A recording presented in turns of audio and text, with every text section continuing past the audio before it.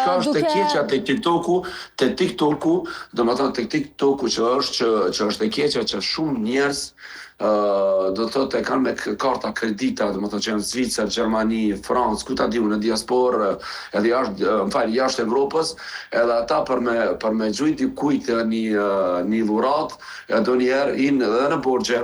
E kjo e ka e keqe, domethënë, kjo e çon pak në financë. Pse është e keqe nëse ata dëshirojnë me i dërgu dhurata dikujt në TikTok? Për çka do të më kone e keqe nëse ata vendosin çka me bë me shpenzimet e tyre? Nëse ata mendojnë që mund me dalë në fund të muajit me ato shpenzimet që i bëjnë TikTok, pse po thu që është e keqe? Unë nuk mendoj që është e keqe, se ja vlen. Jo, më fal. Do shta dhe unë e shqiptova, e thash ashtu, po mendoj që në atë momente ke dëshirë dhe in pak në borxhe dhe tani kur të vjen faktura të edhe pak durte, kupton? Kjo është e thënie, por ta them të drejtën që edhe TikTok ka shumë fyrje, ka shumë sharje që me fake account nëpër TikTok, ka shumë adoleshentë.